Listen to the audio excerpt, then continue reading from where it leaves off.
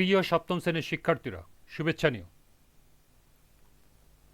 আজকে আমি তোমাদের বাংলা বইয়ের বার্ষিক পরীক্ষার অন্তর্ভুক্ত সিলেবাস অধ্যায় 6 এর 161 এবং 162 পৃষ্ঠার সমাধান করে দেব। প্রথমে তোমাদের বলবো, যারা আমার চ্যানেলটি সাবস্ক্রাইব করো নাই তারা আমার চ্যানেলটি সাবস্ক্রাইব করবে এবং আমার সাথে থাকবে। তাহলে চলো আমরা ক্লাস শুরু করি। 161 পৃষ্ঠার শুরুতে আছে গল্প লিখি। নিচের ফাঁকা জায়গা বানিয়ে বানিয়ে তুমি একটি গল্প লেখো, গল্পটির একটি নাম দাও।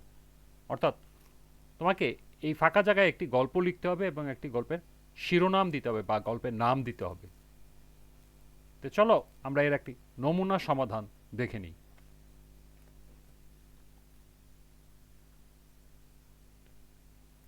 একদিন ভোরবেলা, ফাল্গুন মাস, বেশ ফুরফুরে বাতাস বইছে। ঘুম থেকে উঠে শিউলি ভাবল, এই যা, আজ না আমার ফুল কুড়োতে যাবার কথা। মুখ না ধুয়েই শিউলি একবারে এক দৌড়ে তাদের বাড়ির বাগানে গিয়ে হাজির। তাদের বাগানে আছে কদম, শেফালি, স্বর্ণচাপা, রক্তকরবী, টগর, গন্ধরাজ। শিউলির খুব ভালো লাগে এইসব ফুল গাছের নিচে গিয়ে ফুল কুড়াতে। এই ভোরবেলাটা শিউলির খুব ভালো লাগে, তখন সবাই ঘুমিয়ে থাকে আর চারিদিকে কোনো হইচই নেই, শুধুমাত্র পাখিদের হইচই ছাড়া। শিউলি আজ হেঁটে হেঁটে একেবারে বাগানের পশ্চিম দিকে চলে গেল। এদিকে বুনো গাছগাছালির ঝোপ আর তার ভিতরে একটা ফুলে ভরা গন্ধরাজ গাছ, অনেক ফুল সেই গাছে। শিউলি ভাবল, যাই আজ গন্ধরাজের মালা গাঁথি। এই কথা ভাবতে ভাবতে শিউলি ঝোপের ভিতর হামাগুড়ি দিয়ে ঢুকে পড়ল। তারপর গন্ধরাজ গাছটার দিকে উঠে দাঁড়িয়ে হাত বাড়িয়ে দিল। এমন সময় সে চমকে গিয়ে শুনতে পেল কে যেন সরু গলায় চিৎকার করে বলছে, ওরে বাবা রে, মরে গেলাম রে, আমাকে বাঁচাও রে। কথা শুনে তো ভয়ে শিউলির মাথার চুল দাঁড়িয়ে গেল। এসব আবার কি কাণ্ড? ঝোপের মধ্যে কে আবার কোথায় সাহায্য চাইছে? দরকার কি বাবা আমার এখানে থাকার?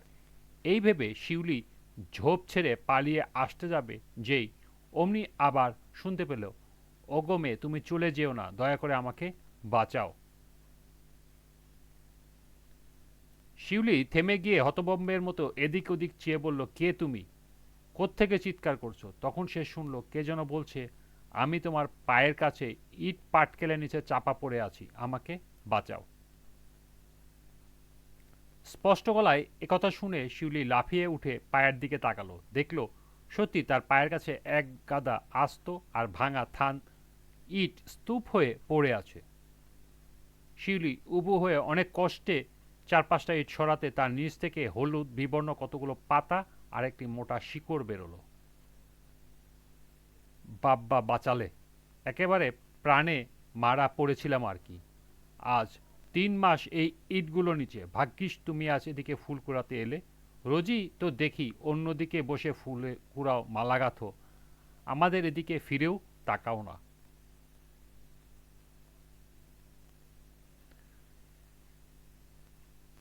এই ছিল একটি গল্পের নমুনা।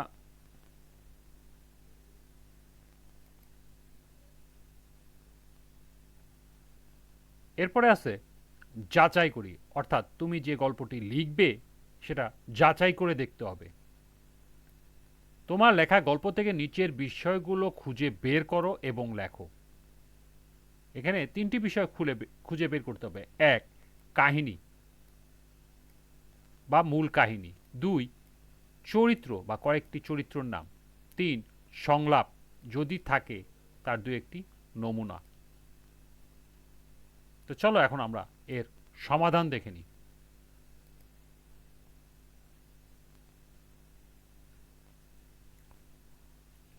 1 নম্বর প্রশ্ন ছিল কাহিনী বা মূল কাহিনী। এর উত্তর হবে, আমার গল্পের মূল কাহিনী হলো ইটের নিচে চাপা পড়া একটি চারাগাছকে বাঁচানো। 2, চরিত্র, কয়েকটি চরিত্র নাম। আমার গল্পে 2টি চরিত্র, একটি হলো কিশোরী শিউলি, অপরটি হলো চারাগাছ। 3, সংলাপ যদি থাকে 2-1টি নমুনা। আমার গল্পে 2টি সংলাপ নিম্নরূপ। চারাগাছ বলছে, ওরে বাবারে, মরে গেলাম রে, আমাকে বাঁচাও রে। শিউলি বলছে, তুমি কে, কোত্থেকে চিৎকার করছো?